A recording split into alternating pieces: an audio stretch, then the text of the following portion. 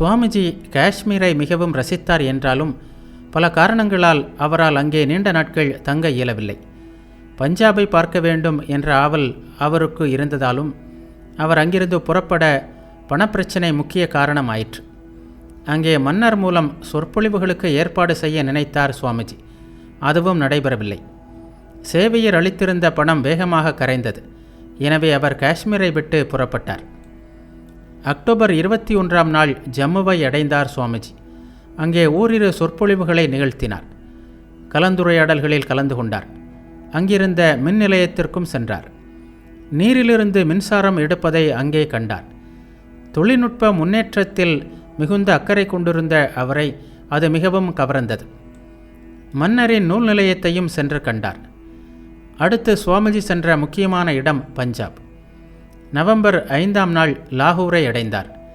வழக்கமான வரவேற்புக்கு பிறகு நாகேந்திரநாத் குப்தா என்பவரின் வீட்டில் தங்கினார். லாகூரில் 3 முக்கிய சொற்பொழிவுகள் நிகழ்த்தினார். அவற்றில் வேதாந்தம் என்ற சொற்பொழிவு மிகவும் பிரபலமானது. இது பற்றி அந்த சொற்பொழிவை கேட்ட தீர்த்த ராம் எழுதுகிறார். ஆங்கிலேயர், கிறிஸ்தவர், முஸ்லீம், பிரம்ம சமாஜத்தினர், ஆரிய சமாஜத்தினர் என்று யார் இந்த சொற்பொழிவை கேட்டார்களோ அவர்களின் கண்களை அது திறந்தது என்றே சொல்ல வேண்டும். இத்தகைய ஒரு மாபெரும் வெற்றியை காண்பது அபூர்வம் என்றார். வட இந்தியாவில் சுவாமிஜியின் சொற்பொழிவுகளில் ஆரிய சமாஜத்தினர் பெருமளவில் கலந்து கொண்டார்கள். உண்மையில் சுவாமிஜி பஞ்சாபிற்கு சென்றதில் ஒரு முக்கிய நோக்கமும் இருந்தது. பஞ்சாபில் ஆரிய சமாஜத்தினருக்கும் இந்துக்களுக்கும் இடையே கருத்து வேற்றுமை நிலவி வந்தது. அதனை சீர்படுத்த விரும்பினார் அவர். ஆனால் அவரது பரந்த கருத்துக்களை இரு தரப்பினராலும் ஏற்றுக்கொள்ள இயலவில்லை. இரு தரப்பினரும் அவருடன் கலந்து பேசினர். இது பற்றி எழுதுகிறார் தீர்த்தராம். சுவாமிஜி பொது சொற்பொழிவுகள் நிகழ்த்தினார். ஆனால் கலந்துரையாடல்களைப் போல் அவரது அறிவாற்றல் சொற்பொழிவுகளில் வெளிப்படவில்லை என்றுதான் சொல்ல வேண்டும். ஆரிய சமாஜ, பிரம்ம சமாஜ தலைவர்களுடன் அவர் பேசியதை கேட்டேன். அவர்களின் கேள்விகளுக்கு சுவாமிஜி பதிலளித்த விதம் இருக்கிறதே, அதற்கு இணையில்லை. அவர்களது தத்துவங்களையும் கருத்துக்களையும் அப்படியே அக்குவேறு ஆணிவேராக அலசி அவர்களை திக்குமுக்காடை செய்துவிட்டார். அவர்கள் சொல்வதற்கென்று பதில் எதுவும் இருக்கவில்லை. ஆனால் இதில் ஒரு விஷயம், அதில்தான் அவரது விவாதத்தின் தனித்துவமும் தனி அழகும் அமைந்திருந்தது. அவர்களது உணர்ச்சிகளை புண்படுத்தும் விதமாக அவர் ஒரு வார்த்தை கூட பேசவில்லை. அவர்களின் கருத்துக்களையே எடுத்து கூறி மிக குறைந்த நேரத்தில் தங்கள் கருத்துக்களுக்கு ஓர் உறுதியான அடிப்படை இல்லை என்பதை அவர்களே ஒத்துக்கொள்ளுமாறு செய்துவிட்டார். இந்துக்களின் சிரார்த்த சடங்கை பற்றிய விவாதம் எழுந்தது. ஆரிய சமாஜத்தினர் இந்த சடங்கை ஏற்றுக்கொள்வதில்லை. இந்துக்களுக்கு இது மிக முக்கியமான சடங்கு. எனவே இந்த சடங்கின் முக்கியத்துவத்தை எடுத்து கூறி ஆரிய சமாஜத்தினரை அடக்க வேண்டும் என்று இந்துக்கள் கேட்டுக்கொண்டனர். ஆனால் சுவாமிஜி இது போன்ற பிரச்சனைகளை புதிதாக உருவாக்க விரும்பவில்லை. இருப்பினும் பொது சொற்பொழிவில் சிரார்த்த சடங்கை பற்றி எடுத்து கூறினார். அதன் தேவையை மிகவும் அற்புதமாக எடுத்து கூறி விளக்கினார். அன்றைய சொற்பொழிவில் ஆரிய சமாஜத்தினர் பலர் கலந்து கொண்டார்கள். அவர்களால் சுவாமிஜியின் கருத்துக்களை ஏற்றுக்கொள்ள இயலவில்லை. எனவே அவருடன் விவாதம் நடத்த தயாராயினர். அதையும் சுவாமிஜி ஏற்றுக்கொண்டார். அவர்களுக்கு அந்த சடங்கின் வரலாற்றை எடுத்து கூறி அதன் உண்மையை விளக்கினார். தற்காலிகமாவேனும் இரு தரப்பினரிடையே ஒரு நல்லுறவை ஏற்படுத்த சுவாமிஜி விரும்பினார். ஏனென்றால் தொடர்ந்து அவரது சொற்பொழிவுகளில் இரு தரப்பினரும் ஏராளமாக கலந்து கொண்டனர். சுவாமிஜியை லாகூரில் சந்தித்த இளைஞர்களில் ஒருவர்தான் நாம் மேலே கண்ட தீர்த்தராம் கோஸ்வாமி. லாகூர் கல்லூரி ஒன்றில் கணித பேராசிரியராக இருந்தார் அவர். தொடர்ந்து சுவாமிஜியின் சொற்பொழிவுகளை கேட்டு வந்த அவர் ஒரு நாள் தமது வீட்டிற்கு குட்வின் உட்பட சுவாமிஜியையும் அவரது குழுவினரையும் அழைத்து விருந்தளித்தார். அன்று உணவிற்கு பிறகு சுவாமிஜி கூறினார், எங்கே ராமனோ அங்கே காமன் இல்லை, எங்கே காமனோ அங்கே ராமன் இல்லை என்று தொடங்குகின்ற ஹிந்தி பாடலை பாடினார். அவரது கணீரென்ற இனிய குரல் அங்கிருந்த அனைவரின் இதயத்தையும் வருடி அந்த பாடலின் பொருளை உள்ளத்தில் நிறைத்தது என்று எழுதுகிறார் தீர்த்தராம். சுவாமிஜி எங்கு சென்றாலும் புதிதாக எதையாவது கற்றுக்கொள்வதற்காக கிடைக்கின்ற வாய்ப்பை நழுவ விடுவதே இல்லை. தீர்த்தராம் தமது நூல் நிலையத்தை சுவாமிஜிக்கு காட்டினார். சுவாமிஜியை மிகவும் கவர்ந்த ஆங்கில எழுத்தாளர்களில் ஒருவர் வால்ட் விட்மேன். அவரது புல் தளிர்கள் என்ற நூல் இருந்ததை கண்டபோது அதனை எடுத்து படிக்க ஆரம்பித்தார். ஒரு நாள் தீர்த்தராமும் நண்பர்களும் சுவாமிஜியுடன் நடக்க சென்றனர். வழியில் அவர்கள் பல குழுக்களாக பிரிந்து பேசியபடியே சென்றனர். தீர்த்தராமின் குழுவினர் அவரிடம் மகான் என்பவர் யார் என்று கேட்டார். தீர்த்தராம் கூறினார், ஒரு மகான் தம்மை தனிநபராக காண்பதில்லை. தாமே அனைவரிலும் இருப்பதை அவர் உணர்கிறார். ஒரு பகுதியில் உள்ள காற்று சூடாகும்போது அது லேசாகி மேலே செல்கிறது. அந்த இடத்தில் ஏற்படும் வெற்றிடத்தை நிரப்புவதற்காக அருகிலுள்ள இடங்களிலிருந்து காற்று அங்கே பாய்கிறது. இவ்வாறு அங்கே ஓர் இயக்கம், ஓர் அசைவு உருவாகிறது. அதுபோலவே ஒரு மகான் தனது வாழ்க்கை மூலமாக நாட்டில் ஓர் உயிர் துடிப்பை ஏற்படுத்துகிறார். இதை கூறிக்கொண்டிருந்த போது சுவாமிஜியின் குழு அவர்களை கடந்து சென்றது. சுவாமிஜி சற்று நின்று இந்த பகுதியை உன்னிப்பாக கேட்டார். தீர்த்தராம் கூறி முடித்ததும் சுவாமிஜி கம்பீரமாக அழுத்தமான குரலில், அத்தகையவராக இருந்தார் எனது குருநாதராகிய பரமஹம்ச ராமகிருஷ்ண தேவர் என்றார். சுவாமிஜி லாகூரிலிருந்து புறப்படும்போது தீர்த்தராம் ஒரு தங்க கை கடிகாரத்தை சுவாமிஜிக்கு பரிசாக வழங்கினார். அதனை ஏற்றுக்கொண்ட சுவாமிஜி தீர்த்தராமை பார்த்து மென்மையாக சிரித்தார். பிறகு அதனை தீர்த்தராமின் சட்டைப்பையில் வைத்து, நல்லது நண்பனே, இந்த கடிகாரத்தை நான் இங்கே இந்த பையிலேயே அணிந்து கொள்கிறேன் என்றார்.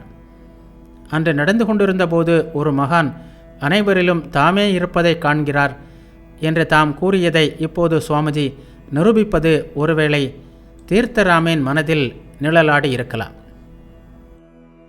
இந்த தீர்த்தராம் தான் பின்னாளில் உலகை துறந்து சுவாமி ராம் தீர்த்தர் என்ற பெயரில் உலக புகழ் பெற்றார். ஒரு நாள் சுவாமிஜி ஒரு குறிப்பிட்ட நபரை மிகவும் புகழ்ந்தார். அதை கேட்ட ஒருவர், ஆனால் சுவாமிஜி, அவர் உங்களை மதிப்பதில்லையே என்றார். ஏன், ஒருவர் நல்லவராக இருக்க வேண்டுமென்றால் என்னை புகழ்ந்துதான் ஆக வேண்டுமா என்று மறுகணமே பதிலளித்தார் சுவாமிஜி. கேட்டவர் வாயடைத்து போனார். லாகூர் நாட்களின் பரபரப்பு சுவாமிஜியின் உடல்நிலையை பாதித்தது. ஆஸ்துமா, சர்க்கரை வியாதி போன்றவற்றுடன் இப்போது சிறுநீரக கோளாறும் சேர்ந்து கொண்டது. தமது ஆயுள் குறைவானது என்பது சுவாமிஜிக்கு நன்றாகவே தெரியும். அதனை அவ்வப்போது அவர் குறிப்பிடவும் செய்துள்ளார். தற்போதைய நோய்கள் அவரை சிந்தனைக்கு உள்ளாக்கியது. தட்சிணேஸ்வர கோவிலில் அவரை உள்ளே விட மறுத்துவிட்டார்கள். இந்த நிலையில் குருதேவரின் ஜெயந்தி விழாவை எங்கே கொண்டாடுவது என்ற சிந்தனை ஒரு பக்கம். அவர் வெளிநாடுகளிலிருந்து ஏராளமாக பணம் கொண்டு வந்திருப்பதாக கருதிய இந்தியர்கள் அவரது பணிகளுக்கு நன்கொடை அளிக்க தயங்கினர். இதுவும் அவரை கவலையில் ஆழ்த்தியது. தாம் இந்த உலகிலிருந்து விடைபெறும் முன்னர் குருதேவருக்கென்று நிலையான இடம் ஒன்றை ஏற்படுத்திவிட வேண்டும் என்ற எண்ணம் அவரது மனதை ஆக்கிரமிக்க தொடங்கியது. இத்தகைய பல காரணங்களால் அவர் தமது யாத்திரையை தொடராமல் திரும்ப தீர்மானித்தார். எனவே ஏற்கனவே திட்டமிட்டிருந்த பல பயணங்களை கைவிட்டு லாகூரிலிருந்து டேராடூன் சென்றார் சுவாமிஜி. அங்கே சொற்பொழிவுகளை தவிர்த்தார். அதே வேளையில் தம்முடன் இருந்த நண்பர்களுக்கும் சீடர்களுக்கும் ஸ்ரீ ராமானுஜரின் பிரம்மசூத்திர விளக்க உரை மற்றும் சாங்கிய தத்துவம் பற்றி வகுப்புகள் நடத்தினார். இங்கு மட்டுமல்ல, யாத்திரை நிறைவுறும் வரை இந்த வகுப்புகள் தொடர்ந்தன. இந்த பயணங்களில் அவருடன் சென்ற அச்சுதானந்தரிடம் சாங்கிய வகுப்புகள் நடத்துமாறு கேட்டுக்கொண்டார் சுவாமிஜி. அச்சுதானந்தர் வகுப்புகள் நடத்தும்போது சுவாமிஜி அருகிலேயே அமர்ந்திருப்பார். அச்சுதானந்தர் திணறும்போது தாமே விளக்குவார். சுவாமிஜி ஒரு சிறந்த பண்டிதர். சாஸ்திரங்கள் பலவற்றையும் அவர் மனப்பாடம் செய்து வைத்திருந்தார். பிரம்மசூத்திரங்களுக்கு ஸ்ரீ சங்கரரின் விளக்க உரை, ஸ்ரீ ராமானுஜரின் விளக்க உரையான ஸ்ரீ பாஷ்யம், ஸ்ரீ மத்வரின் விளக்க உரை ஆகியவற்றை அவர் கற்றிருந்தார். ஸ்ரீ வல்லபரின் அனுபாஷ்யத்தை கற்கப் போவதாக கூறினார். சாங்கியம் மற்றும் யோகத்தில் அவருக்கு நல்ல பிடிப்பு இருந்தது. கீதையை பொறுத்தவரை அவரே ஒரு விளக்க உரை ஆசிரியர்தான் என்று எழுதுகிறார் தீர்த்தராம். விக்டோரியா மகாராணியின் 75ஆம் ஆண்டு நிறைவு விழாவில் லண்டனில் கலந்து கொண்டு நாடு திரும்பியிருந்தார் கேத்திரி மன்னர். அவரை காண்பதற்கு ஆவல் கொண்டார் சுவாமிஜி. எனவே டேராடூனிலிருந்து அவரும் குழுவினரும் நவம்பர் 26ஆம் நாள் புறப்பட்டனர். வழியில் டில்லியில் நடகிருஷ்ணன் என்பவரின் வீட்டில் முதலில் தங்கினர். இந்த நடகிருஷ்ணர் சுவாமிஜியின் பரிவிராஜக வாழ்க்கையில் ஹத்ராஸ் ரயில் நிலையத்தில் ஏற்கனவே சுவாமிஜிக்கு அறிமுகமானவர். சுவாமிஜியின் முதல் சீடரான சரத் சந்திர குப்தருடன் இவர் அறிமுகமானார். நடகிருஷ்ணர் ஒரு நாள் சுவாமிஜியிடம், சுவாமிஜி, நான் தொடர்ந்து சாதனைகள் செய்து வருகிறேன். கடந்த 6 மாதங்களாக பல்வேறு கிரியைகளும் காயத்ரி ஜபமும் சந்தியாவந்தனமும் செய்து வருகிறேன்.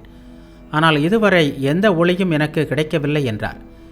அதற்கு சுவாமிஜி, உனக்கு புரியாத மொழியில் மந்திரங்களை சொல்வதை விட உனக்கு புரிகின்ற உனது தாய்மொழியில் கடவுளை கூப்பிடு, அவர் பதிலளிப்பார் என்றார். அவருக்கு காயத்ரி மந்திரத்தின் பொருளையும் விளக்கினார். சுவாமிஜி ஆழ்வாரை அடைந்தபோது அவருக்கு சிறப்பான வரவேற்பு அளிக்கப்பட்டது. கேத்திரி மன்னரால் அந்த நிகழ்ச்சிகளில் கலந்து கொள்ள இயலவில்லை. ரயில் நிலையத்தில் வரவேற்பு நிகழ்ச்சிகள் நடந்தன.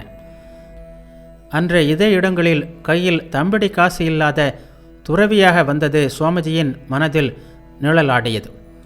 அவர் எதையும் மறக்கவில்லை. புதிய மாற்றங்கள் எதுவும் அவரை பாதிக்கவும் இல்லை. அவரில் இருந்த துறவி அப்படியேதான் இருந்தார். தமக்கு அன்று உதவியாக இருந்த, அன்று தம்முடன் பழகிய பலரும் அந்த கூட்டத்தில் இருப்பதை கண்டார் சுவாமிஜி. வரவேற்பு முறைகள் எதையும் அவர் கருத்தில் கொள்ளாமல், ராமஸ்நேகி இங்கே வா என்று பழைய நண்பராகிய துறவியையும் மற்றும் தமக்கு தெரிந்தவர்களையும் கூவி அழைத்தார். ஆழ்வாரில் பலரும் சுவாமிஜியை தமது வீட்டிற்கு அழைத்தார்கள். விருந்து கொடுக்க விளைந்தார்கள். ஆனால் சுவாமிஜி தாமே செல்வதாக சென்று அவர் செய்த தடித்த சப்பாத்தியை சாப்பிட விரும்புவதாக ஒருவருக்கு செய்தி அனுப்பினார். அவர் ஒரு குடிசையில் வாழ்ந்த ஏழை மூதாட்டி. பல வருடங்களுக்கு முன்பு பசியால் தளர்ந்தபோது தன்னால் இயன்ற சப்பாத்தியை அளித்து புண்ணியம் தேடிக்கொண்டவர் அந்த மூதாட்டி. சுவாமிஜியின் செய்தியை கேள்விப்பட்டபோது அந்த மூதாட்டியால் அதனை நம்பவே முடியவில்லை. சுவாமிஜியின் குழுவினரும் சென்றபோதோ அவரது பரிவினால் உள்ளம் நெகிழ்ந்தார். குழையும் குரலில், வா மகனே, எவ்வளவோ செய்ய வேண்டும் என்று ஆர்வம் இருக்கிறது. ஆனால் நான் ஓர் ஏழை, விருந்து வைக்க எங்கே போவேன் என்று கூறியபடியே தாம் செய்த அந்த எளிய சப்பாத்தியை சுவாமிஜிக்கும் குழுவினருக்கும் அளித்தார்.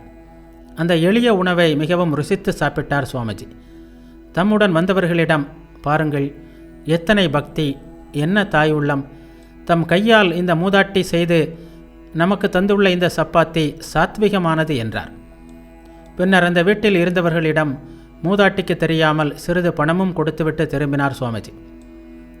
ஆழ்வாரில் ஓரிரு நாட்கள் தங்கிவிட்டு ஜெய்ப்பூர் சென்ற சுவாமிஜி அங்கே கேத்திரி மன்னரின் மாளிகை ஒன்றில் தங்க வைக்கப்பட்டார். அங்குள்ள இடங்கள் ஒவ்வொன்றும் சுவாமிஜிக்கு பழைய நாட்களை நினைவூட்டின. பரிவிராஜகராக வாழ்ந்திருந்த போது இதே மாளிகையில் சமையல்காரன் முகத்தை இறுக்கமாக வைத்து கொண்டு 4 சப்பாத்திகளை வேண்டா வெறுப்பாக அவருக்கு தந்திருந்தான்.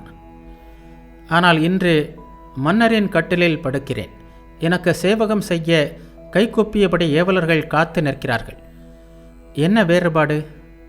உண்மைதான், மனிதனின் அந்தஸ்தையே மக்கள் வழிபடுகிறார்கள், அவனது உடம்பையோ ஆன்மாவையோ அல்ல என்றார் சுவாமிஜி.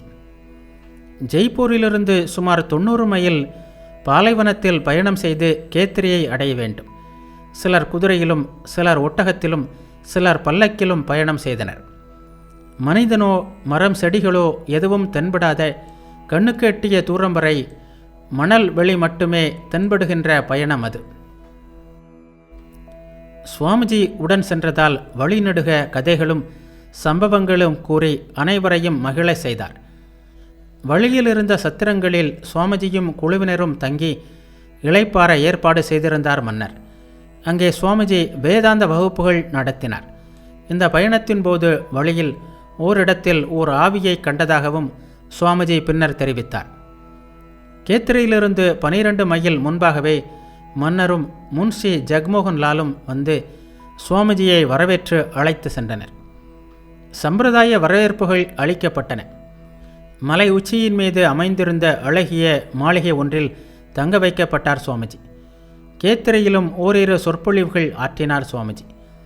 பாலைவன பயணம் சுவாமிஜியின் உடல்நிலையை பாதித்தது. ஜலதோஷம் மற்றும் ஜுரத்தால் அவதிப்பட்டார் அவர். கேத்திரையில் சில நாட்கள் மன்னருடன் கழித்துவிட்டு 1898 ஜனவரி இறுதியில் சுவாமிஜி கல்கத்தாவை அடைந்தார். அவரது இந்திய பயணங்களும் எழுச்சியூட்டும் சொற்பொழிவுகளும் நிறைவுக்கு வந்தன.